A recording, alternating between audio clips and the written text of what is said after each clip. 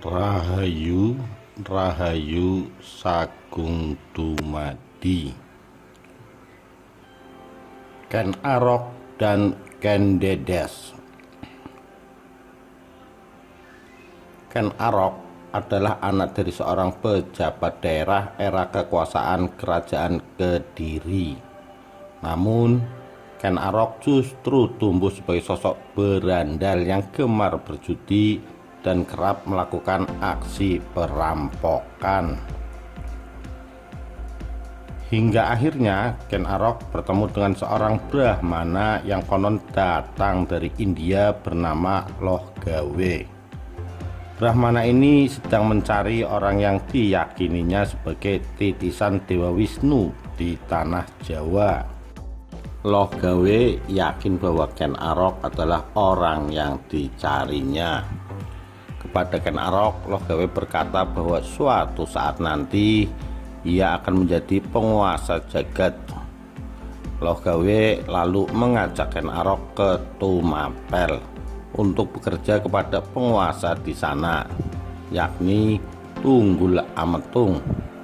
Atas permohonan Loh Gawe, Tunggul Ametung bersedia menerima Ken Arok sebagai pengawalnya. Permintaan langsung Loh Gawe sebagai seorang Brahmana tentunya sulit ditolak oleh Tunggul Ametung. Terlebih kepada Tunggul Ametung, Loh Gawe mengatakan bahwa Ken Arok adalah anak angkatnya. Tunggul Ametung punya seorang istri yang sangat cantik, Ken Dedes namanya.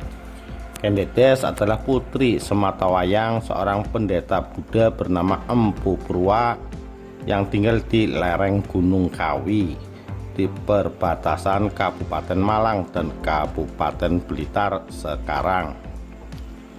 Sebagai pengawal pribadi, Ken Arok selalu mendampingi Tunggul Ametung beserta istrinya Ken Dedes. Hingga suatu ketika secara tidak sengaja Ken Arok melihat kain Ken Dedes tersingkap saat turun dari kereta kuda di taman.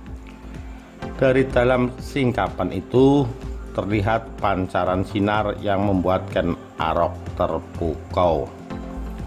Ken Arok lalu menceritakan kejadian tersebut kepada Loh Gawe.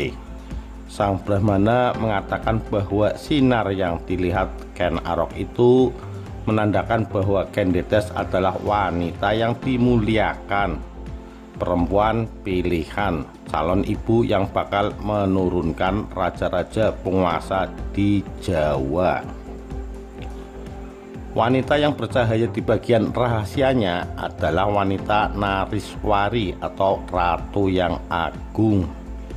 Itu wanita pilihan. Betapapun nestapanya, laki-laki yang menikahi wanita seperti itu akan menjadi raja yang besar, ucap Loh Gawe seperti ditafsirkan dalam Pararaton oleh Slamet Muljana dalam Menuju Puncak Kemegahan. Mendengar kata-kata Loh Gawe, Ken Arok terdiam sejenak. Ken Arok berpikir rasanya ia jatuh cinta kepada Ken Dedes meskipun itu terlarang. Jalan satu-satunya adalah dengan membunuh atasannya sendiri, yakni Tunggul Ametung.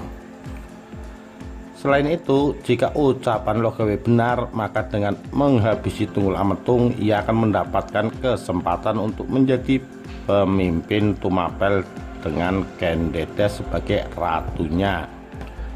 Terlebih, Loh Gawe juga meramalkan bahwa Ken Arok adalah titisan Dewa Wisnu, calon penguasa jagat raya. Sebagai seorang Brahmana, Loh Gawe tentu saja tidak menyetujui niat Ken Arok yang ingin membunuh Tunggul Ametung. Namun, kehendak Ken Arok sudah bulat. Wanita pujaan dan tahta kekuasaan akan segera diperolehnya. Setelah mendapatkan keris ampuh bikinan Empu Gandring, Ken Arok melakukan niatnya itu. Empu Gandring adalah pembuat keris terkenal dari desa Lulumbang, kini sekitar Blitar. Namun lantaran suatu alasan, Ken Arok justru membunuh Empu Gandring demi memperoleh keris tersebut. Ken Arok segera kembali ke Tumapel untuk melaksanakan misinya. Pada tahun 1222 Masehi, Ken Arok akhirnya bisa membunuh Tunggul Ametung dengan menikamnya saat penguasa Tumapel itu sedang terlelap tidur. Bahkan Ken Arok terhindar dari dugaan bahwa ia sebagai pelaku pembunuhan tersebut. Dengan cerdik dan licik, Ken Arok mengarahkan kesalahan tersebut kepada sahabatnya sendiri yang juga abdi setia Tunggul Ametung yang bernama Kebo Ijo. Kebo Ijo menjadi tersangka utama pembunuhan Tunggul Ametung karena sempat memamerkan keris Empu Gandring sebelum terjadinya peristiwa itu. Ini sebenarnya merupakan siasat Ken Arok yang sebelumnya memang memperlihatkan keris ampuh tersebut kepada Kebo Ijo. Ken Arok kemudian mengawini Ken Dedes yang saat itu telah mengandung anak dari Tunggul Ametung. Ken Dedes memang tidak mencintai Tunggul Ametung dan pernikahannya dengan mendiang penguasa Tumapel itu dilakukan karena keterpaksaan. Ketika genap bulannya, lahirlah anak Ken Dedes dari Tunggul Ametung, dinamai Anusapati. Nama sebutannya Panji Anengah. Setelah membantai Tunggul Ametung dan mengawini Ken Dedes, Ken Arok mendeklarasikan berdirinya kerajaan Tumapel pada tahun 1222 Masehi. Para raton menyebutkan Ken Arok menyandang gelar Sri Rajasa Batara Sang Amur Wabumi. Ken Arok bahkan berambisi memerdekakan Tumapel dari pengaruh kerajaan Kediri. Terjadilah perang ganter antara Tumapel di bawah pimpinan Ken Arok melawan Kediri dengan rajanya Kertajaya. Pertempuran tersebut dimenangkan oleh Tumapel yang membuat wilayah kekuasaan Ken Arok bertambah luas setelah kerajaan Kediri runtuh. Kerajaan Tumapel pada akhirnya lebih dikenal dengan nama Kerajaan Singasari sesuai nama pusat pemerintahannya.